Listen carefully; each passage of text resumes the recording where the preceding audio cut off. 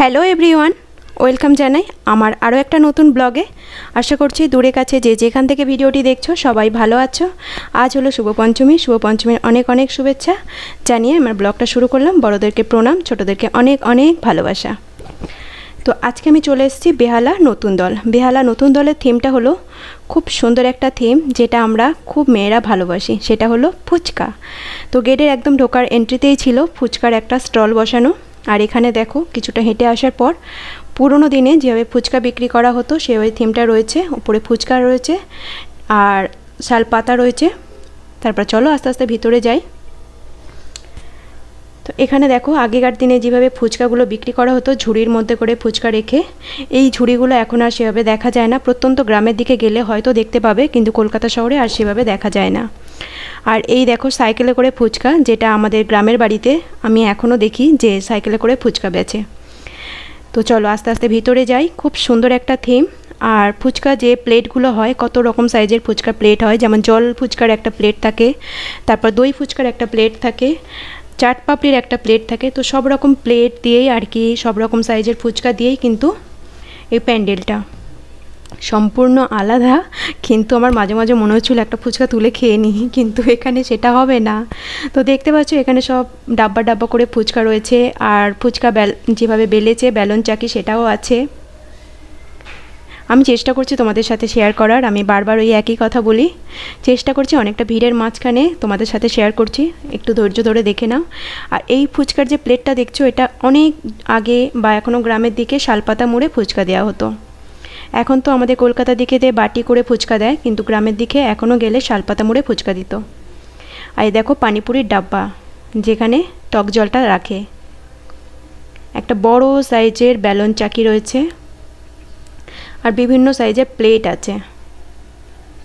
খুব সুন্দর একটা থিম, মানে চোখ জুড়িয়ে যাবে।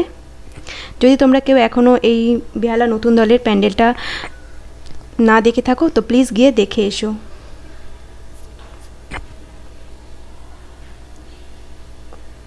আর মাকে রেখেছে একটা প্লেট, তার মধ্যে একটা বড় সাইজের ফুচকা, ফুচকার মধ্যে মা রয়েছে। সম্পূর্ণ একটা নতুন থিম।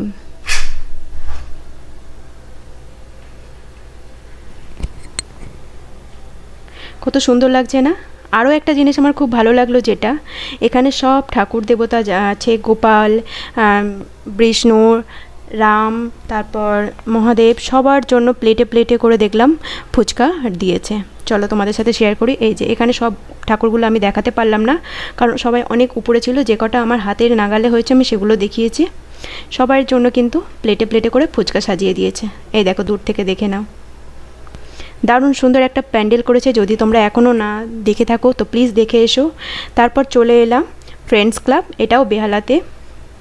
এই প্যান্ডেলটা খুব সুন্দর করেছে, কিন্তু আমি সত্যি বলতে বুঝতে পারছিলাম না যে কি প্যান্ডেলটা। তো তোমরা দেখে নাও, প্যান্ডেলটা কিন্তু খুব সুন্দর একটা প্যান্ডেল। আর মাকে তো অপূর্ব সুন্দর লাগছিল, অপূর্ব সুন্দর, মানে আমি ভাষায় প্রকাশ করতে পারবো না। মা তো এমনিই সুন্দর, তো আমার তো আরও ভীষণ ভালো লেগেছে মাকে। তো তোমরা দেখো।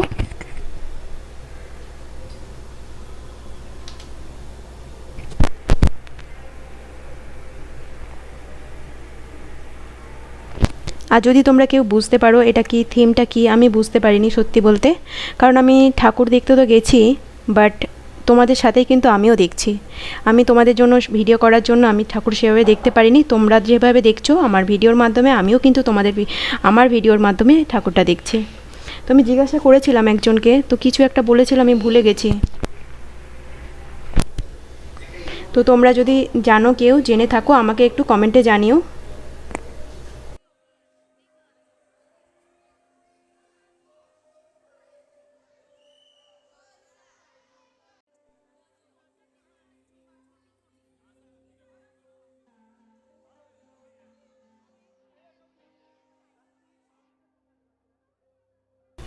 এখন পুজোর সময়, তো আমি ভয়েস ওভার করছি, হয়তো বাইরে নয়েজ আসবে, তো প্লিজ একটু অ্যাভয়েড করো।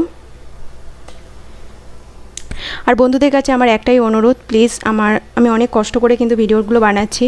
যদি তোমাদের ভালো লাগে আমাকে একটা সাবস্ক্রাইব করে আমার পাশে থেকে যাওয়ার অনুরোধ করছি। নিত্য নতুন ভিডিওর আপডেট পেতে পাশে থাকা বেল আইকনটিও ক্লিক করে দিও। তো এখন আমরা চলে যাচ্ছি দেবদারু ক্লাব। দেবদারু ক্লাবের ঠাকুরটাও খুব সুন্দর করেছে, এটাও কিন্তু বেহালাতে। আর এখন বাজে ঠিক রাত 11টা মতো বাজে। তো চলো, এই ঠাকুরের থিমটা কিন্তু সম্পূর্ণ আলাদা দেবদারু ক্লাবের ঠাকুরের থিমটা। আর যে ঢুকতে মাত্র একটা শিব মন্দির পাবে, এটা কিন্তু অরিজিনাল শিব মন্দির এখানকারই। তো এখানে যে থিমটা ছিল সেটা হলো রানী রাসমণি। রানী রাসমণির আমলে যা যা ঘটেছিল, হিস্ট্রি, ইতিহাসে যা যা ছিল সবটাই কিন্তু এখানে তুলে ধরার চেষ্টা করেছে। তো আমিও তোমাদের সাথে শেয়ার করছি। দেখো, এখানে সুন্দর করে ড্রয়িং করা আছে বিধবা বিবাহ। আর এই যে ভাইকে দেখছো, আরও একটা ভাই আছে, এরা দুজন কিন্তু আমাকে অনেকটা হেল্প করেছে ভিডিও তোলাতে।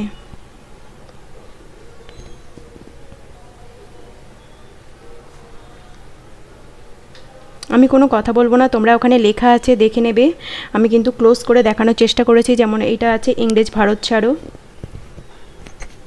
সবটাই এখানে লেখা আছে। আমি তোমাদের সাথে শেয়ার করছি, তোমরা একটু দেখে নিও। স্টার থিয়েটার, গিরিন ঘোষ,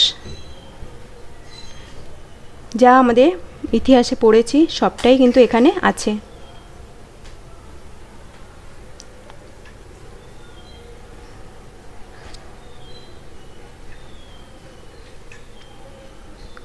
মাতঙ্গিনী হাজরা,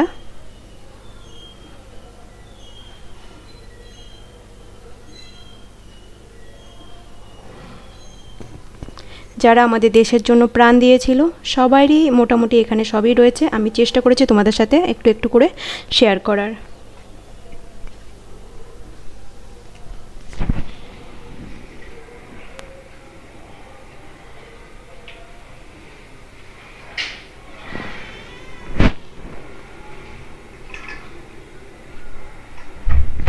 আর এখানে মাটা এক কাটমার মায়ের ঠাকুরের মন্দির, খুব সুন্দর করেছে মাকে। আর প্রত্যেকটা মার মানে এক কাটমা ঠাকুরের যে মায়ের যে চোখগুলো হয় না, দেখার মতো।